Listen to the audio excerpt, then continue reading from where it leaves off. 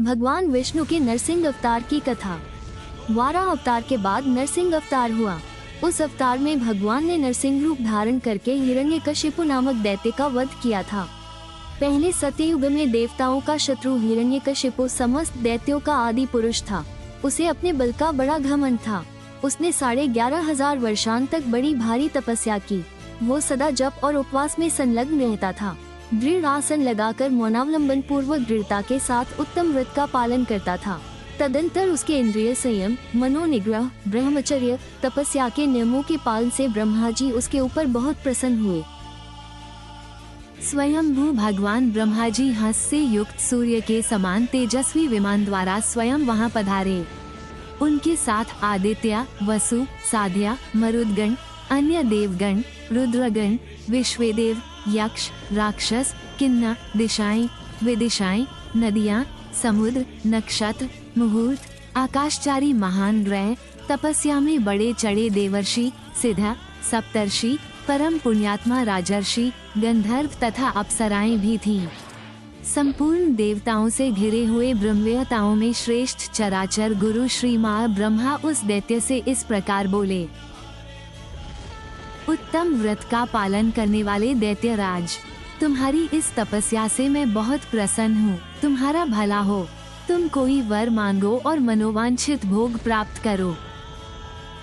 हिरण्यकशिपु बोला, लोक पितामह, मुझे देवता, असुर, गंधर्व, यक्ष, नाग, राक्षस, मनुष्य और पिशाच किसी तरह मार न सकें। तपस्वी ऋषि महर्षि कुपित होकर मुझे शाप न दें। मैं आपसे यही वर मांगता हूँ। न शस्त्र से, न अस्त्र से, न पर्वत अथवा वृक्ष से, न सूखे से, न गीले से और न दूसरे ही किसी आयुध से मेरा वध हो। जो मेरे सेवक, सेना और वाहनों सहित मुझे एक ही थप्पड़ से मार डालने में समर्थ हो, उसी के हाथ से मेरी मृत्यु हो। मैं ही सूर्य, चंद्रमा, वायु, अग्नि, जल, आकाश, नक्षत्र और 10 दिशाओं के रूप में स्थित रहूं। मैं ही काम और क्रोध का अधिष्ठाता हूँ।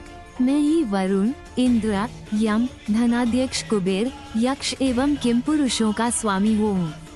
नृपश्रेष्ठ, उस दैत्य के यों कहने पर स्वयंभू भगवान ब्रह्मा ठठाकर हंस पड़े और उस समय उस दैत्य राज से इस प्रकार बोले।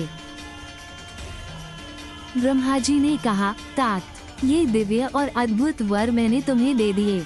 तुम इन संपूर्ण अभीष्टों को प्राप्त कर लोगे, इसमें संशय नहीं है।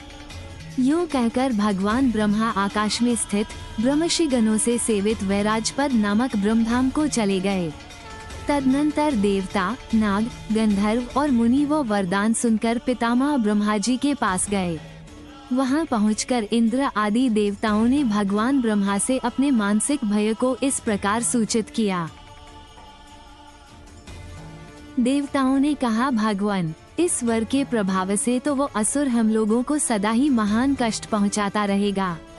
अतः आप प्रसन्न होइए और उसके वध का भी कोई उपाय सोचिए, क्योंकि आप ही संपूर्ण भूतों के आदि सृष्टा, स्वयंभू, सर्वव्यापी, हव्यकव्य के निर्माता, अव्यक्त प्रकृति और ध्रुव स्वरूप हैं। उस समय देवताओं का ये लोकहितकारी वचन सुनकर उन प्रजापति देव भगवान ब्रह्मा ने समस्त देवताओं से इस प्रकार की बात कही। देवताओं, उस असुर को अपनी तपस्या का फल अवश्य प्राप्त होगा। फल भोग के द्वारा जब तपस्या की समाप्ति हो जाएगी, तब भगवान विष्णु स्वयं ही उसका वध करेंगे। कमलयोनि ब्रह्मा जी के मुख से यह बात सुनकर समस्त देवता प्रसन्नतापूर्वक अपने अपने दिव्य स्थानों को चले गए। वो वर पाते ही दैत्य हिरण्यकशिपु समस्त प्रजा को कष्ट देने लगा, क्योंकि ब्रह्मा जी के उस वरदान से उसका घमंड बहुत बढ़ गया था। सबसे पहले आश्रमों में रहने वाले उत्तम व्रत के पालक, सत्य धर्म प्रायण तथा जितेंद्रिय महाभाग मुनियों को उसने पीड़ा देना आरंभ किया। तीनों लोकों में रहने वाले देवताओं को हराकर त्रिलोकी के राज्य को अपने वश में करके वो महान असुर दानव स्वर्ग में रहने लगा। वरदान के मदद से उन्मत्त हुआ वह दानव जब देवलोक में निवास करता था, उन दिनों उसने दैत्यों को तो यज्ञ का भागी बनाया और देवताओं को उससे वंचित कर दिया। तब आदित्य, रुद्र, विश्वदेव और मरुद्रन आदि मिलकर शरणागत वत्सल, वेद एवं यज्ञ स्वरूप ब्रह्मा जी के भी आराध्य देव सनातन ब्रह्मरूप महाबली भगवान विष्णु की शरण में गए।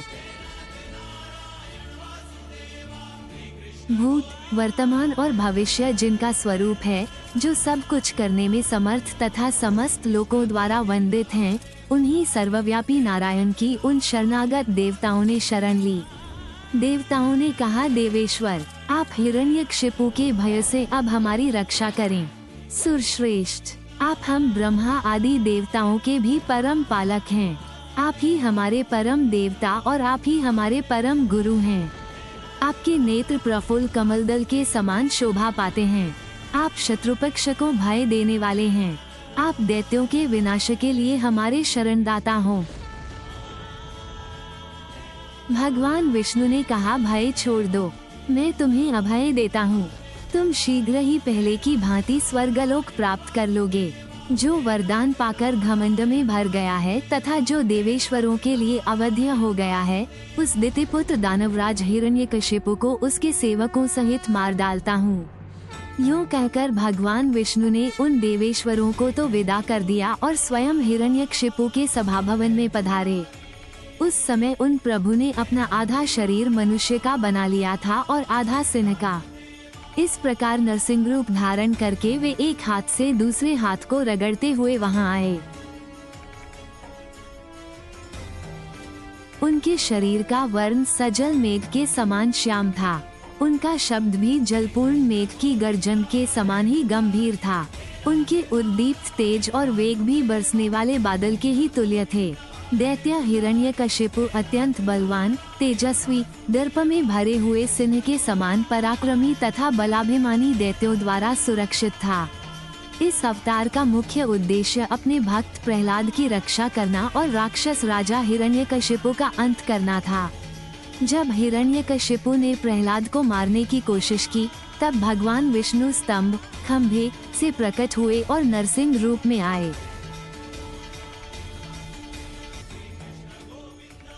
उन्होंने संध्या समय न दिन न रात राजमहल की चौखट पर न अंदर न बाहर अपने नाखूनों से न अस्त्र न शस्त्र, भगवान नरसिंह ने उसे एक ही थप्पड़ से हिरण्यकशिपु का वध किया। भगवान सदैव सच्चे भक्तों की रक्षा करते हैं। अहंकार और अन्याय का अंत निश्चित है। अनुपम शक्तिशाली भगवान विष्णु के अवतारों की बारंबार चर्चा करने से पितरों को प्रसन्नता होती है। जो हाथ जोड़कर आदर पूर्वक इस अवतार कथा को सुनता है, उसके पितरों को भी अक्षय तृप्ति प्राप्त होती है। श्री हरिवंश पुराण, हरिवंश पर्व, अध्याय 4:1। जय श्री कृष्ण।